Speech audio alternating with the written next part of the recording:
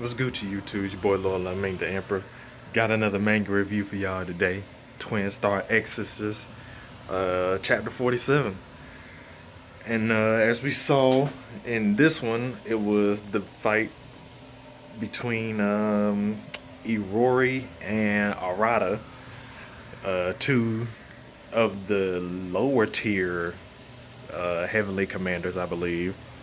And because as we last left off from chapter 46, we saw Rokuro was somehow he pulled that out. But yeah, Irori and Arata, they went at it, man. Like we actually got to see why Irori chose his wife, because we see Irori, he's like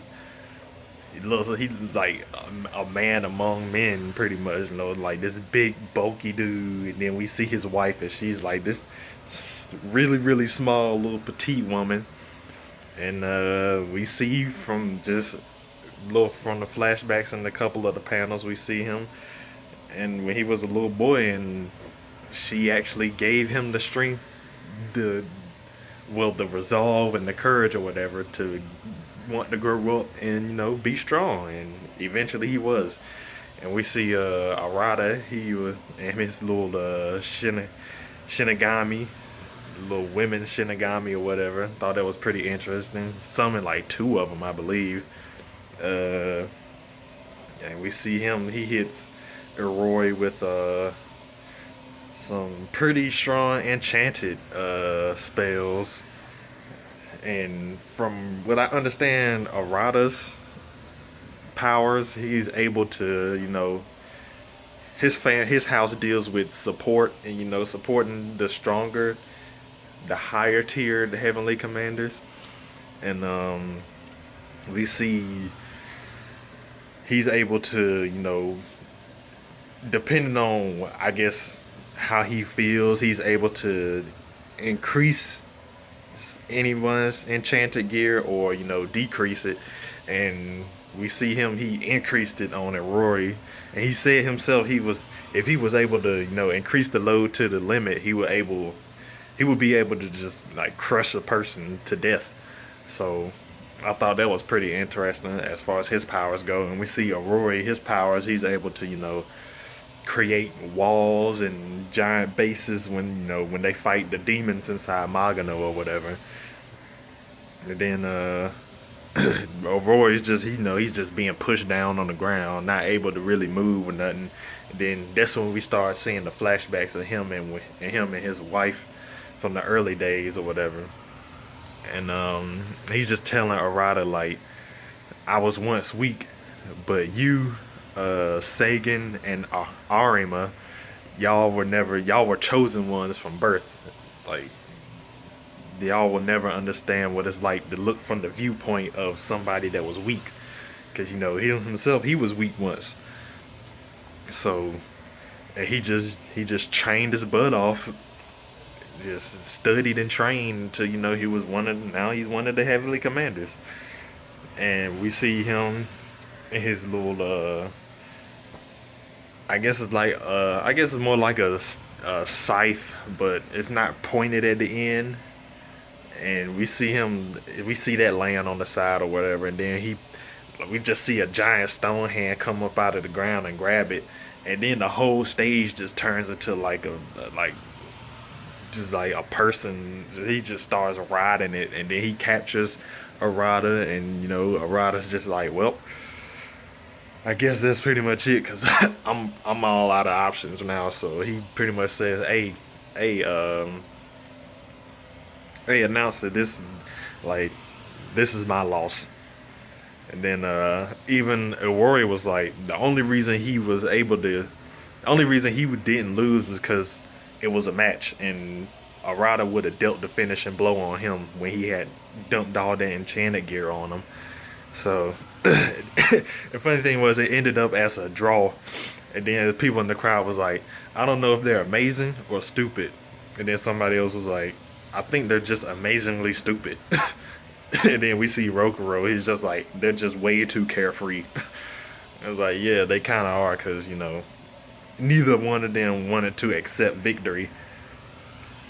So it ended in a draw. And then we see finally the final match of the Hatterer Castle games. Shimon, one of I believe he's the youngest heavenly commander, and he's going up against the strongest, Tenma Onomaya. And I mean, we've seen what Shimon can do. No, Shimon, he's a pretty good. He's beastly. Like he's beastly. Like that's all I can say. But Tenma, he's literally the strongest. The announcer said, hey, when he introduced Tenma, he was like, "There's no other way to describe him. Just the strongest." Tenma Onomaya, and as we saw right before the beginning, right before the end of the last chapter, in the very beginning of this chapter, we saw Tenma and Arima. They were talking, and they were talking about Rokuro and some type of plan they had for him. And Shimon was just happened to be walking by, and he overheard them. And then we saw at the beginning we saw Tenma. No, we saw Shimon getting ready for his match or whatever, and then we see Tartara, which is like, I believe they say Tartara's like the second or third strongest heavenly commander. He pulls up on Shimon. It's like, how much of that did you hear? He was like, what? He was like, how much of that did you hear? He was like, what are you talking about? I only heard so and so, blah blah, whatever. And then Tartara was like, oh well, if that's all you heard, then there's no need to worry about it then. And then he was like, Tartar was like, but don't meddle too much in stuff that doesn't concern you, because you might change the future. So try your best to stay out of those two way. I was like, that's a little suspect. So apparently the higher ups have a certain plan for Rokuro, because we all know Rokuro, he wants to he wants to fight his friend, because his friend's super evil right now. So he's gotta. That's his main goal. That's Rokuro's main goal. We all know his goal, but he's got to go through this. He's got to get stronger, and so we finally get to the match, Shimon and Tenma, and then Tenma's just like. Tenma, he likes to play with Shimon. He calls him Bird Maru, because with his heavenly commander skills, he's able to fly. He has wings and stuff, so he calls him Bird Maru, and Shimon just doesn't like that at all. So and then Tim was like, so Shimon, how much of that conversation did you hear? He was like, what? You knew I was over there? He was like, how much of it did you hear? So Shimon was just like, wow, you really knew I was there the whole time? And then Timmo was like, I'll tell you this, if you manage to beat me, I'll let you know what we were talking about. And that just pissed Shimon all the way off. And as soon as the match started, he just flew over there and just haymaker Tenma right in the mouth. I was like, wow. Everybody was like, wow, a clean hit. It was like a surprise attack with no enchanted gear or nothing. And then Shimon was just like, are you kidding me? You'll tell me if I manage to beat you? You can just shove it. He was like, Shimon was pissed. So I think this is going to be a real good match right here. It's the final match of the Hatterer Castle games. And personally, I would like to know what they were talking about as far as Rokuro goes, like what their plan is. And yeah, man, Twin Star Exorcist chapter 47. And also, they need to get back and show what happened with Benio, because she lost her enchanted powers in that fight with with those two demons in Magano. So those two Basara, that's what they call them. They're demons that's able to speak and have enchanted powers. They were pretty strong. I thought that was probably like the dopest fight so far in this series, in this manga.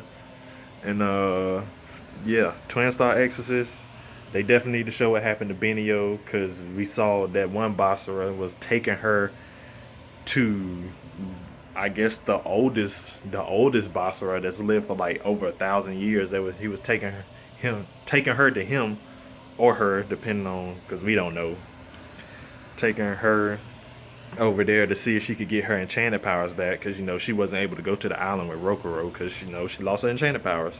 There was really, so she can't really fight right now. So they definitely need to go back to that in the next chapter. Let us know what's going on with her. And yeah, Tenma and Shimon. It's your boy Lord Laming the Emperor. Another manga review for y'all, man, for this new year, man. Big things coming, man. Big things coming. Like, comment, subscribe, share, so other like-minded people like us can talk about it in the comments down below. And I'm out.